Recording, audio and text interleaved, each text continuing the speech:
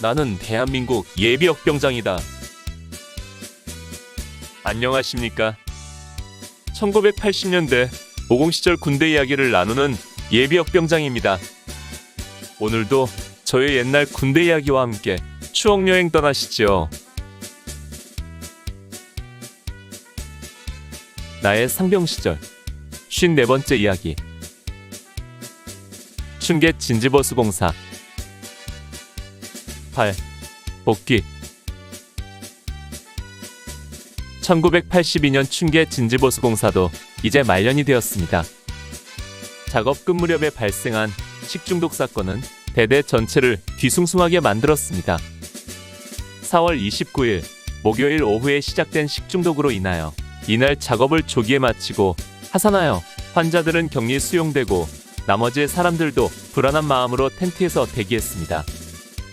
다행히 저녁 때가 되자 격리했던 환자들이 대부분 증세가 호전되어 텐트로 돌아왔고 증세가 심한 몇 명만 의무대에 격리되었다가 그들도 다음날 아침에는 모두 돌아오므로 식중독 사건은 일단 마무리되었습니다.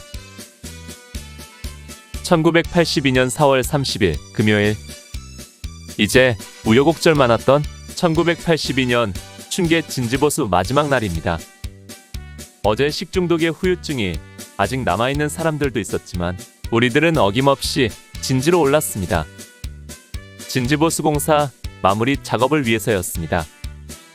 그동안 작업한 것을 돌아보고 미진한 부분을 손보는 작업이었지만 그야말로 흉내만 내는 정도로 대충하고 오전 중으로 모든 작업을 마치고 철수했습니다.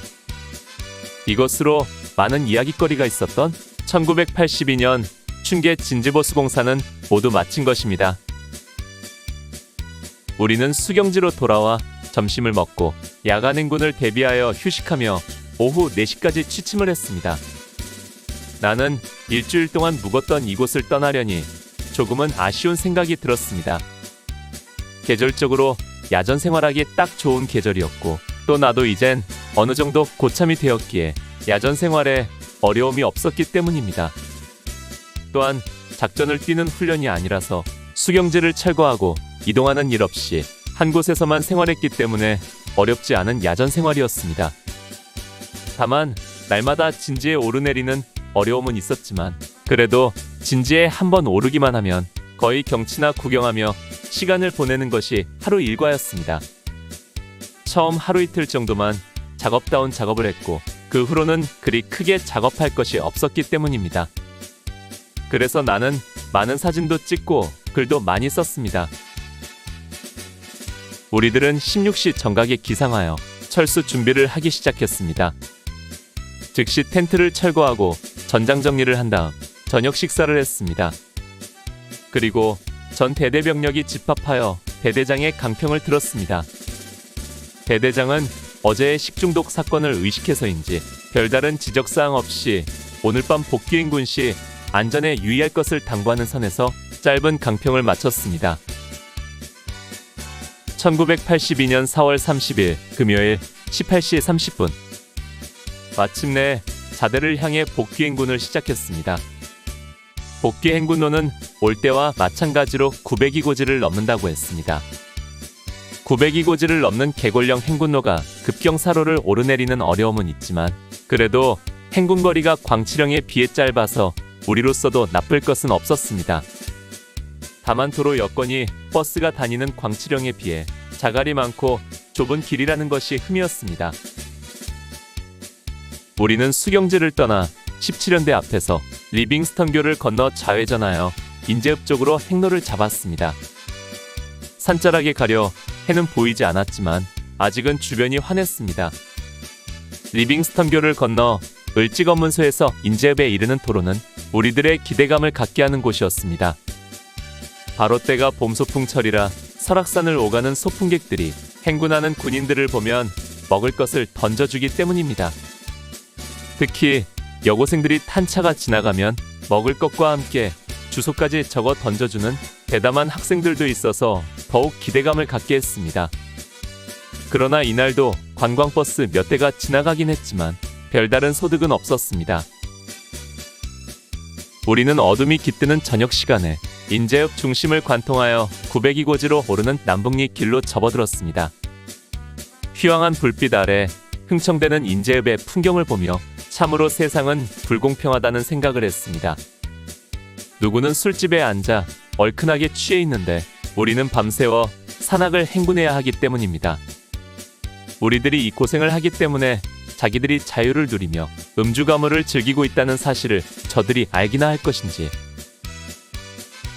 인제읍에서 남북초등학교 분교가 있는 902 초입까지 이르는 길은 완만한 오르막 경사길에 민가가 거의 없는 고독한 길입니다. 좌우로 키 큰 나무들이 있어 하늘만 좁게 보일 뿐 어둠은 더욱 짙은 길이었습니다. 오로지 발밑에 자갈 밟히는 소리만이 우리의 벗이 될 뿐이었습니다.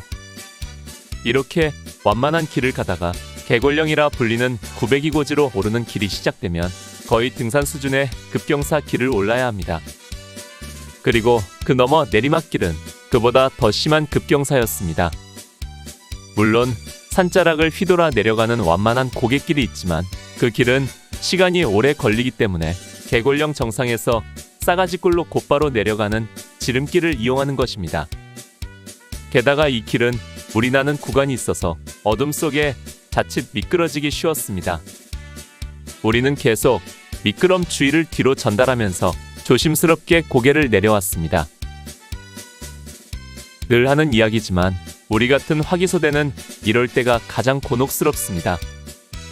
일반 소총수들은 군장의 개인 화기만 가지고 행군하면 되지만 우리는 기관총이나 삼각대나 예비총열 주머니 그리고 박격포와 포판 등을 군장 위에 올리고 행군해야 되기 때문입니다. 무거운 장비들을 군장 위에 올리고 급경사 길을 오를 때는 그것들이 뒤에서 당기는 것 같고 내려갈 때는 위에서 내리밀어 미끄러지게 만들곤 하는 것입니다. 그래서 자칫 잘못하면 기관총이나 박격포에 의해 목을 다칠 염려가 있기 때문에 여간 신경 쓰이는 것이 아니었습니다. 우리는 풀뿌리, 나무뿌리, 돌부리 등 잡을 수 있는 것을 모조리 잡으며 때로는 미끄럼을 타면서 고갯길을 내려왔습니다. 개골령을 넘으면 곧바로 싸가지 꼴길이 이어집니다. 이곳은 분위기가 인제와 사뭇 다릅니다. 인제 쪽 길이 검고 음습한 길이라면 싸가지 꼴길은 희고 밝은 분위기입니다. 계곡도 넓고 길바닥도 마사토와 흰색 돌들이 많아서 밤중에도 주변이 훨씬 밝은 것입니다. 그리고 이 길에는 군데군데 군사 시설물들이 있어 경비 근무하는 초소들도 있기 때문에 적막함도 훨씬 덜했습니다. 그러나 무엇보다도 여기까지 오면 자대가 가깝다는 점에서 훨씬 마음이 편해지는 곳이기도 했습니다. 비록 길바닥에 돌이 많아 걷기 불편하고 길고 적막한 길이지만 우리들은 목청껏 군가를 부르면서 졸음을 쫓아내며 자대를 향해 한 걸음 한 걸음 거리를 좁혀갔습니다. 싸가지골을 벗어난 우리는 마산이 뒷산길로 질러서 도촌리로 빠졌습니다. 국도를 따라 용아리로 도는 것보다 1시간 가까이 시간을 줄일 수 있는 노선이었습니다. 그렇게 최단 거리를 행군하여 마침내 우리 대대 연병장에 도착한 시간이 새벽 2시. 7시간 30분 행군을 마치고 우리의 보금자리로 돌아온 것입니다. 연병장에 집합하여 간단한 인원 점검을 마치고 즉시 네모반으로 들어가 그대로 취침을 시작했습니다. 그리고 이것으로 1982년 춘계 진지보수공사의 대단원이 마치게 된 것입니다.